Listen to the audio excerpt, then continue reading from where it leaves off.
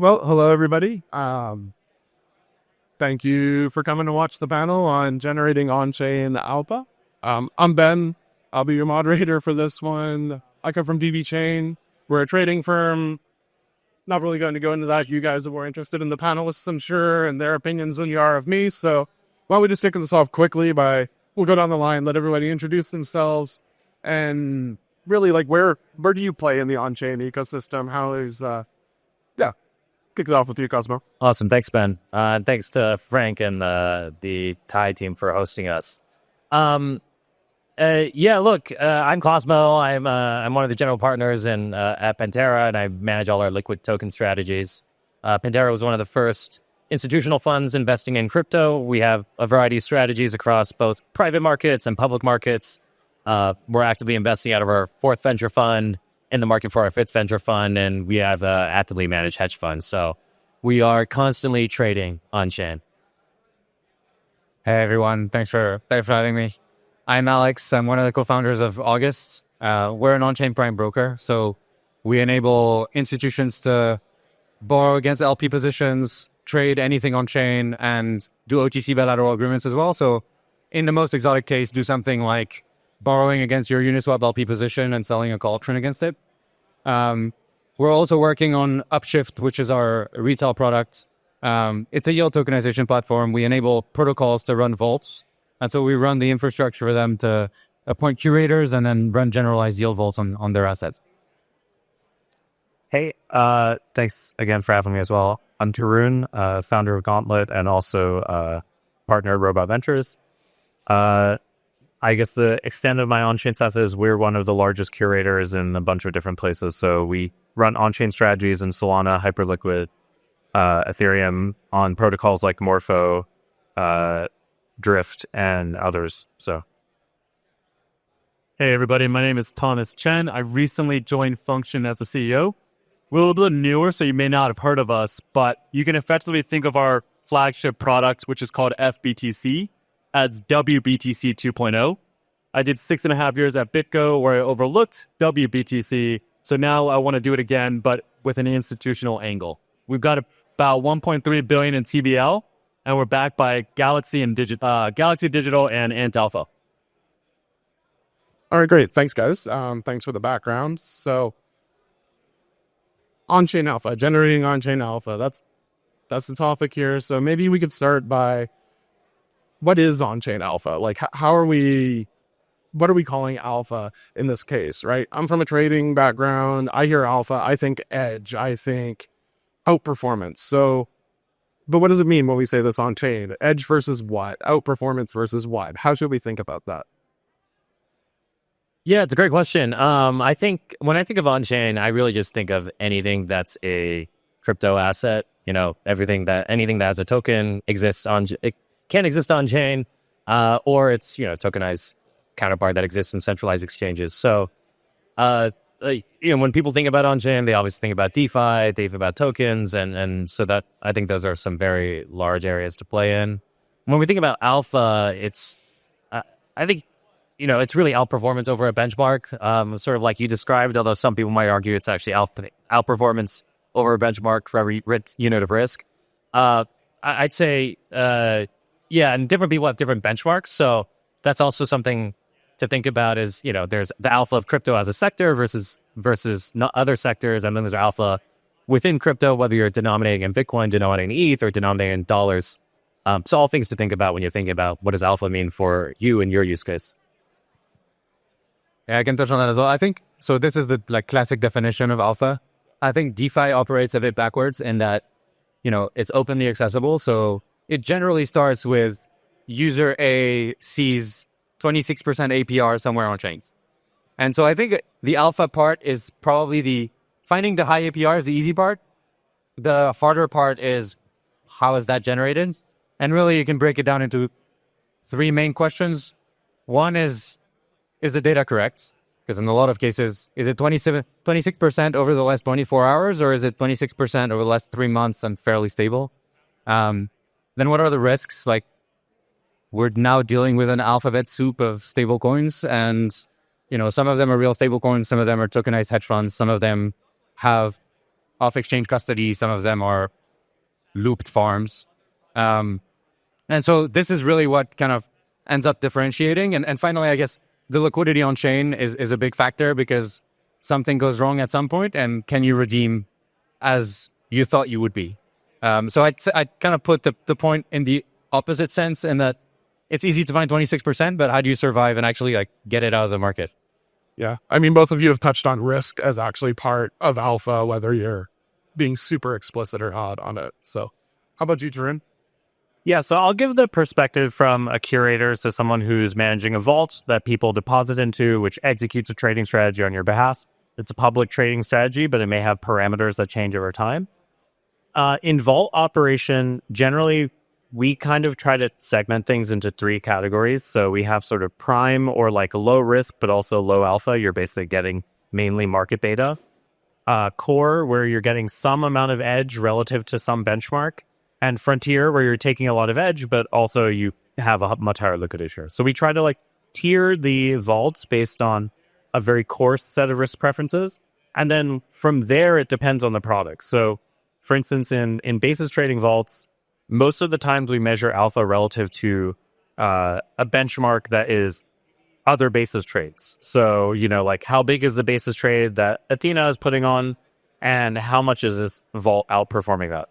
Or if it's a Bitcoin, wrap Bitcoin basis trade, on a risk adjusted return basis, how much is it doing worse than Binance or versus centralized exchanges? So I think on-chain alpha that looks like traditional alpha is something where you're benchmarking against either other strategies or off-chain behavior. But one important thing about public strategies is that copy trading is not what's the phrase? Great artists invent and even better artists steal. On-chain trading is about copy trading. There's an enormous amount of edge that comes from actually figuring out when to follow momentum from other people because of the public nature of the transaction. So like I had to disabuse myself of this notion from being in centralized trading a long time ago of like, oh, like your goal is to like come up with something totally new and uncorrelated to everyone else so that, you're some special snowflake, which is like what you think of in centralized trading. But in on-chain trading, actually, you can have very high edge and very high sharp by copy trading at the right time, as opposed to trying to invent the new alpha, which is very different, I think, than centralized trading, where there is some copy trading, but it's not lossless. It's lossy, right? You're statistically predicting whether someone is worth copy or not, versus like I'm literally looking at their transaction and copy trading, and that changes the dynamics of it. I like that insight a lot. Like, I think we're going to come back to that in a later question too, because it still boggles my mind a little bit coming from the more TradFi HFT side. That public alpha can actually give you more alpha, But Thomas, how about you? Sure, I'll answer this a little bit differently as well from the institutional point of view, which is the on-chain alpha it can be realized if there are institutional structural advantages. What I mean by that is if you can take advantage of the protocol tokenomics, governance structures, network effects, capital efficiency, that's how you can realize on-chain alpha in DeFi, right? But what we typically see is that doesn't really exist, at least in the Bitcoin ecosystem. So what we're trying to solve for, frankly, is how do we create the composable Bitcoin liquidity to help institutions realize on-chain alpha with respect to Bitcoin. Got it. Love that. How can you get something above just holding? So cool. All right. So appreciate that. Love the different perspectives on what alpha really is, how we measure it. So then why don't we talk a little bit about how do we generate it? How do you go about generating it? How do we look at that in some of the different fields that you guys play in on-chain? And maybe even the question of like, should individual users be trying to generate that alpha themselves, or should they be going after professional alpha generators and trying to just leverage that? So maybe we'll start with you on that one, Cosmo. Sorry, you've gotten the first throw 3 times. Yeah, no, all good. I guess, it makes it easier because then I don't have to come up with something new. Look, I guess when I think of generating alpha, I try to think about what are the sources of alpha, right? And when I think about that, there are a few things. One is information. My job is to be an information sponge. If you have better, more information than someone, you're more likely to find something that they can't. The next is speed. It's definitely better to be faster than not. Although maybe Tarun's going to convince me otherwise. Maybe speed doesn't matter as much if you can copy trade, but certainly speed. The third is probably being smarter. I think that's generally in the traditional markets actually extremely difficult, but like a little bit less difficult in less crowded markets, which I'd characterize crypto as. And so that's your ability to assimilate that information in a quick way, in a way that makes sense to you. And then probably there's, I guess I guess this would be called sweat equity, or, this is where venture funds maybe generate that alpha, and where a lot of people in crypto can is like actually helping build the businesses, and creating alpha with your own sweat equity. And so when you think about all those areas, it's like, and then finally, I guess most importantly, actually is duration. Different funds have very different durations, that they can manage to. And so having longer duration allows you structurally to take advantage of very different opportunities that other people can. So all that is to say, that's like not an answer for how you generate alpha, but those are the ways, the things that you should think about and look for. And like different funds with different mandates are optimizing for different things. And so for someone who's trying to look at this, it's like, think about what you're trying to solve for, what your mandate is, and then think about those segments along which you can generate alpha. Cool. No, I think that's a really thoughtful answer. And I don't think, but been in finance long enough, at least I'm not one who's going to come out and say, well, give me your specific alpha. But I think you do give alpha generation tips there, because you're basically saying you can have an informational advantage, or you can have an understanding advantage, and maybe I'll kick this one over to Tarun for this too. Like, I know you can have a data advantage, but also you hinted on building and activism. So, maybe I can ask you to roll with this, Tarun. Yeah, so I think, if I look at the evolution of DeFi was a fully self-managed industry in 2020, right? It was like, I saw a yield, I went and put money in myself. Generally, I was latency insensitive. There wasn't like a crazy amount of MEV. I didn't have alpha decay as quickly. So I could kind of do it slowly. And I think what happened over time is like that cycle shrunk.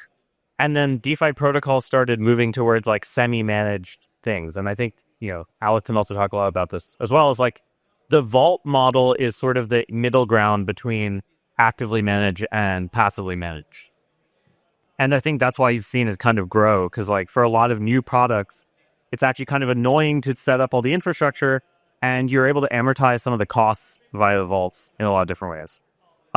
One other thing I would say about sort of the activist type of stuff, it's actually, I would say it by and large, it hasn't been as successful as it's been talked about. Like, I feel like everyone and their mom has talked about taking over, failed protocols of DAOs, and like, it's very rarely succeeded, even when there was a ton of capital involved. And I think a lot of the reason for that is like, generally speaking, the asset that you're taking over with is the asset you're getting back, right? It's not like private equity where I'm buying a bunch of shares in a company to then put a bunch of debt on the company, and then I'm effectively able to take some spread on the debt that they have.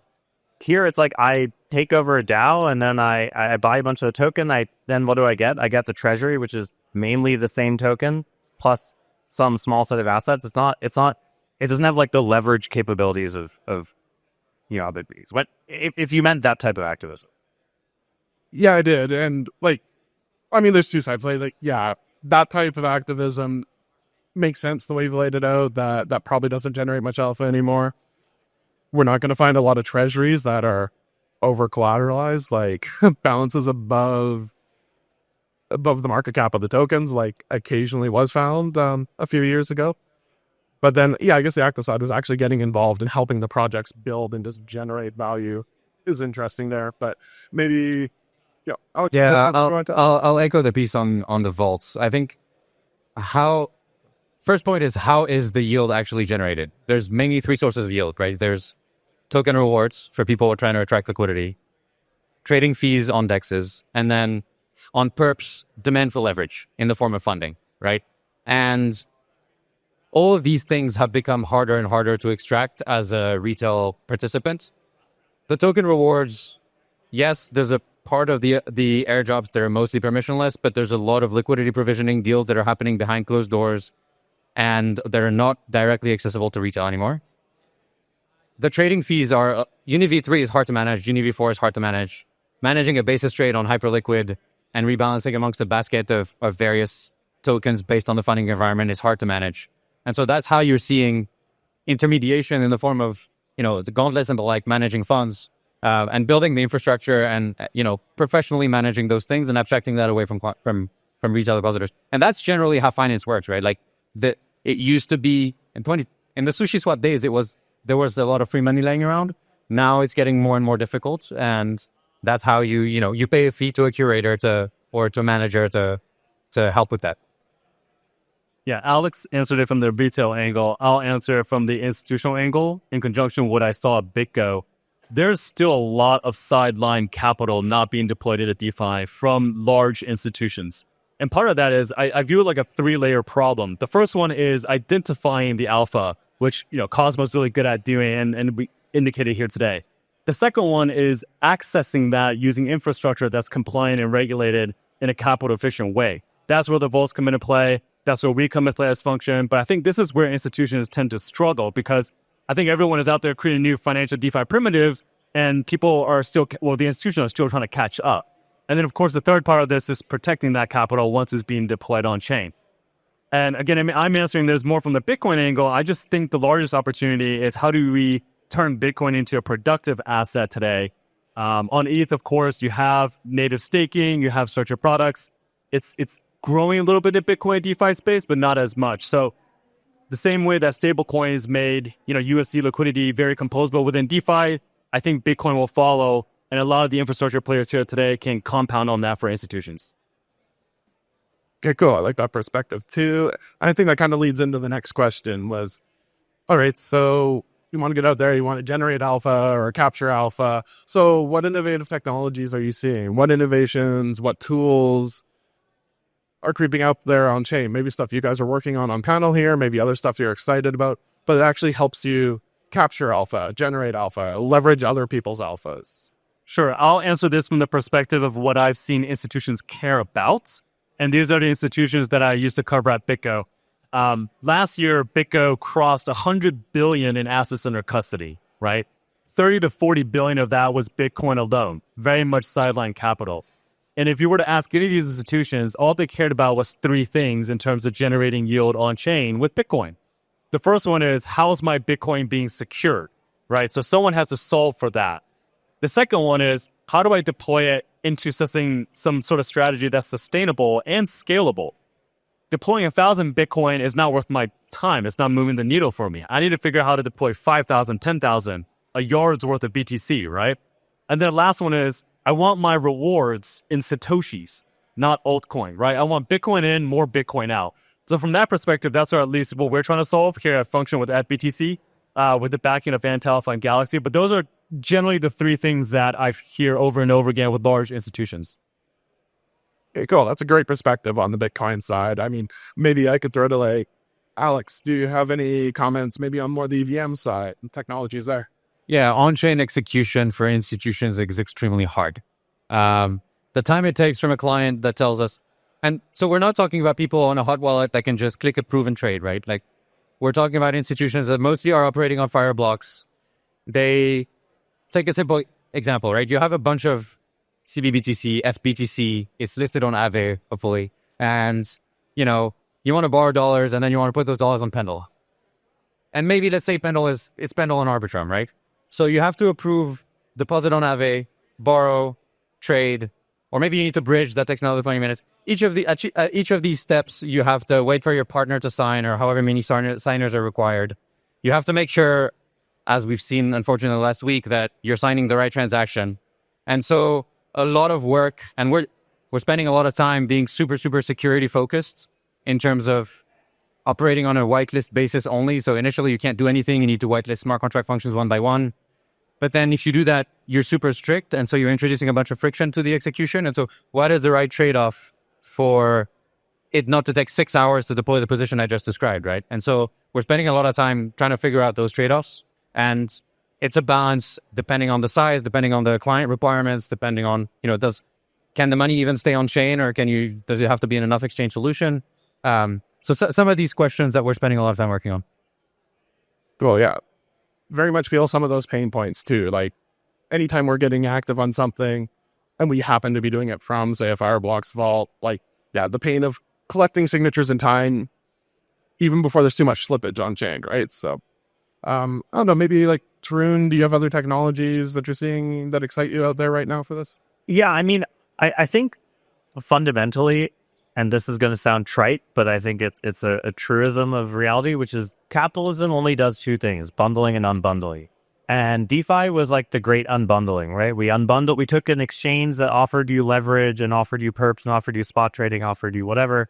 We unbundled it into separate protocols, each of them specialized to one thing. And over time, as that got more complicated, people are like, actually, we want bundles, right? We want like some bundles of these things. And I think effectively you could say, the move towards vaults have done that. The one thing I will say we haven't really gotten in DeFi that I think does exist a lot in CeFi is generally people trading baskets of assets. Like it's a lot more single asset, single loan, single kind of exposure trading than it is like portfolio basket trading. And a lot of that is because in general, on-chain rates are just generally not arbed. And part of the reason they're not arbed is like the collateral cost is high. You have a duration component that you maybe don't have in the centralized exchange. You also have the centralized exchange acting as a lender to you implicitly. Sometimes when you're doing actions there, they're like effectively fronting you the capital that you might not have in a particular asset. So there's a lot of these different things. And I think what you're seeing over time, to the point about capital efficiency, is like DeFi is just like kind of doing gradient descent in the space of like all these different ways of trying to emulate that centralized exposure. And so I think when you see people doing like correlated basket trading, like I'm doing a basis trade over multiple assets, like what, a very naive question that someone who I used to work with in HFT asked me was like, why is Athena only doing these like single basis trades? Like, why are they doing Bitcoin alone? Why are they doing ETH alone? Why aren't they doing like portfolio Bitcoin and ETH that's rebalancing? And realistically, there is this kind of annoyance of trying to manage that on chain right now versus, purely centralized. And I think the more that DeFi rates central spreads converge and are not as wide as they are, the more you'll be able to do that. So, yeah, I think that's a good insight. I like that picture, the whole like unbundling, because we didn't want what was centralized and those risks. And then all of a sudden you realize, there's some benefits to it all being together, capital efficiency. How about you, Cosmo? Yeah, I think the biggest thing, so a lot of what everyone else said, which is which is tools, custody, compliance. So KYC, ML compliance, it matters a lot for institutions. But I think the one thing that I care most about and trying to drive the most is just information transparency. We're seeing a lot of tools now being built by guys who came from CeFi that are really trying to mimic the transparency that you see in try to TradFi reporting. Whether that's, people like the TIE trying to make pricing transparent, or whether that's people like Artemis or Token Terminal making on-chain data a lot more transparent and accessible. Like institutions or large capital allocators, they're not going to go through the mental friction of having to learn everything and build their own tools and get their own data to trade on-chain. And so we need these on-chain data providers to make it easier for everyone. Cool. All right, I like that. We've got about 5 minutes left, so we'll throw into this next one and probably be the last question, so we'll try to get through it a little quickly. You talk about data on chain. Tarun, you hit on this earlier too, like the openness of stuff on chain, coffee trading as a strategy. So yeah, from the TradFi world, right, we always protect our alphas, like they're as private as possible. How do you think about the openness on chain? Obviously it gives opportunities to find strategies, but like, what does it mean for alpha decay too? Like, how do we balance these two things? Like, I don't know, Chen, do you want to? Yeah, sure. So I like to think about on-chain trades in the Gartner hype cycle, that the chart of like going up and then the trough of disillusionment and then coming back. Because usually there'll be some trade that's like a new thing where someone's like, oh, like there's clearly some new yield source that seems sustainable. And then everyone starts piling in. And you get to this point where everyone is like, this is the new paradigm. And then eventually, obviously, like any natural system, like it starts decaying, right? Like there are way too many people doing it. There's not enough demand side. It's all supply side. Yield goes down, right? Like we've seen this with restaking. We've seen this with perps on chain. We've seen it with lending. And then eventually, like, all the kind of like fast money chasing the quick, sort of token yield kind of leaves, and then you find some equilibrium where like supply and demand are able to match. So I also think that you can kind of think of the same thing in terms of the actual EV of your strategy and the Sharp of your strategy. So if you're the one generating the alpha in the beginning, it's possible that you pick something that has a really shitty Gartner cycle. Like it like goes up a little bit, then crashes. But the later you join in the cycle, the lower risk you have. But you always want to be before the peak, that sort of peak point where like everyone is like, this is a new paradigm. Everyone has to throw all their money in it. Because if you're there, then like that's strictly negative EV and your Sharp is horrible. And basically, this is why I'm saying I think on-chain trading has this very weird thing where like you want people following your alpha, almost like StatArb or, sort of more long-term quantitative strategies, like not HFT or low frequency R, but like medium frequency stuff where you want to do something and then you want everyone else to copy you so that it actually mean reverts. Because it won't mean revert if other people don't do the thing you're saying. And DeFi has a lot more of that. And I think people would it's taken a while for people to realize that, but this idea of like, you don't want to be the one creating the alpha. It's actually kind of worse for you in your total return space. Like the Pareto frontier is like copy trading after some amount of times. But this is just like, once momentum has already come into the ARB. Yeah. Again, this is a very stylized view of this, not. Okay. All right. I mean, so there's just 1 minute left. Maybe I'll just throw this out there. Any quick last comments or ideas, guys? Yeah, I think the trade-off between, first, I think DeFi needs to be renamed. It needs to be called on-chain finance. Like decentralization is a spectrum, but also a lot of that logic is moving off-chain. And you're seeing that where it's too computationally expensive, the wrong chain. You don't want to maybe, to the point of alpha decay, you don't want to expose all of your core logic on a smart contract on-chain. 100%. And so the space is converging towards the right balance of submitting some kind of proof that's verifiable, that you acted correctly, but then minimizing the amount of information that you're leaking completely on-chain. I love hybrid solutions. I love that response. So, okay, I think that's it for time, guys. I want to thank everybody up on the panel, Cosmo, Alex, Tarun, Thomas. Thank you very much. Thanks for sharing the insights, and thank you to the Tide for hosting us. So, Thanks.